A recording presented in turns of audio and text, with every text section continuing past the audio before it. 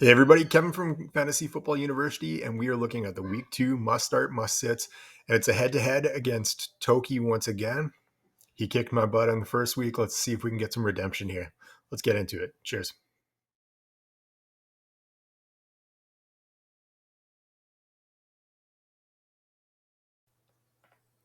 All right, let's kickstart with Toki's must start of the weeks.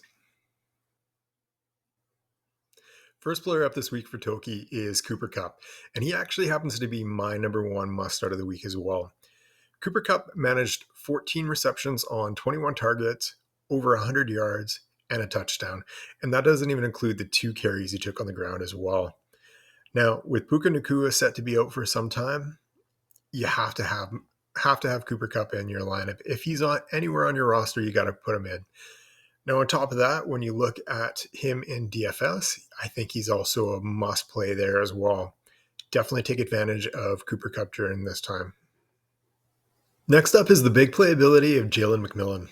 McMillan may not have had too many opportunities last week, but he did hit pay dirt with one beautiful reception and scamper to the end zone. And with 83% snap share, you know the Buccaneers are trusting him to be out on the field. And on top of that, he's got Godwin and Evans lining up next to him.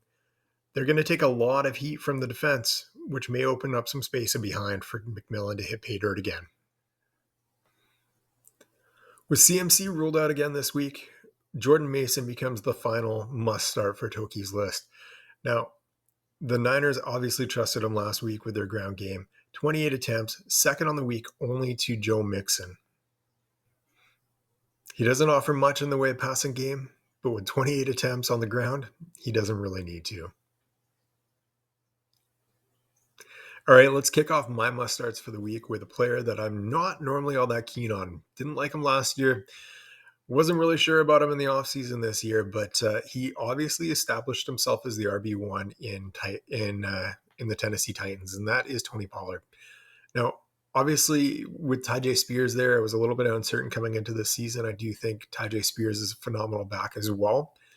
But as I said, Pollard has definitely established himself as the RB1. And going into this game against the Jets, I don't expect either team to be putting up massive points. I think there's going to be a lot of opportunity, a lot of attempts on the ground. So both him and Brees Hall on the other side as well, for that matter, should be putting up a lot of points. Again. Next up, I have Justin Herbert from the LA Chargers. Now, I do expect Justin Herbert to have a significant bounce back week this week. Obviously, last week, didn't put up a lot of points, didn't really make any mistakes, but it was definitely not the most exciting game in the world. And I think a lot of that came down to how they utilized their wide receivers. Now, obviously, uh, Joshua Palmer actually had the highest snap share on that team, but I think it was pretty clear to anybody who watched the game that Ladd McConkey had really established himself as the wide receiver one. Future is now in the Chargers, and I think they're going to see that sooner rather than later. So expect Ladd McConkey to come out with a higher snap share this week, which I think will in turn also lead to a much more impressive showing from Justin Herbert. All right, my final must start of the week is Jamison Williams. I know a lot of fantasy players out there are going to think of this as fool's gold. I was actually pretty big on him coming into the season. I actually managed to roster him on about 75% of my dynasty teams. So clearly, I'm a believer in what he put up last week. Now, do keep in mind that this is with a bit of caution. He is on the questionable side, and we're not really sure if he's going to be playing. So if you do choose to roster him, make sure that you're checking on Sunday morning to make sure that he's still safe to play. All right, rolling through Toki's sits for the week, we've got Christian Kirk, Caleb Williams, and Tyjae Spears. Christian Kirk once again proved to be a great separator on the field, but seems to have forgotten how to actually hold onto the ball. BTJ seems to really be stepping up as well, and it feels like that wide receiver room might be shifting directions. Caleb Williams, we definitely expect better from him sooner rather than later, but with the absence of Adunze this week for sure, and Keenan Allen at questionable at best, I don't think this is the week to gamble on him making a big recovery. And finally, Tyjae Spears.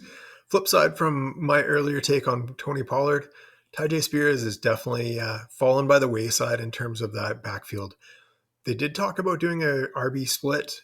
That didn't really seem to be the case in week one. Might happen week 2, but I don't expect to see too many drastic changes. It worked well for them week 1. So let's wrap this up with my sits of the week, starting with Geno Smith, Adonai Mitchell, and Christian Watson. Geno Smith primarily comes down to the opponent. Going up against New England, New England's defense is pretty stout. And on top of that, they're not going to put up a lot of points. So the need for Geno Smith to be rolling and throwing bombs all game is not likely going to be there. That should limit his overall production. Not to say that he's not going to be useful in some rosters, but I do think there are going to be better options for most players. Next, we have Adonai Mitchell. Now, Mitchell was actually not terrible in the first week. Unfortunately, it didn't result in much in the fantasy realm. And that is in large part because of the inconsistencies with AR and the role that Adonai Mitchell is playing across the slot. AR is definitely an all or nothing kind of QB, and I don't think there's going to be a lot there for Adonai Mitchell until the two of them get on the same page. And finally, I've got Christian Watson on my must sets. Now, Christian Watson, I actually think is a fantastic player, but he's definitely taken a backseat to Jalen Reed. No shame there. Reed has really established him as a dominant wide receiver 1. The problem here is actually obviously the QB. Now, Jordan Love is still listed as questionable, but I do not see him playing at all. And right now, that means Malik Willis under center. Malik Willis is yet to actually break 100 yards in one of the games he started. I'm hoping he can do it this week, but I certainly won't be gambling on it. Toki and I would love to hear from you guys and find out which ones you think we got right, which ones you think we got wrong. And obviously, which one of us you think did better. Well, maybe that's what I want to hear anyway. As always, this is a new channel. Would really appreciate a like, subscribe, and a follow. Hopefully hear from you guys soon. Bye now.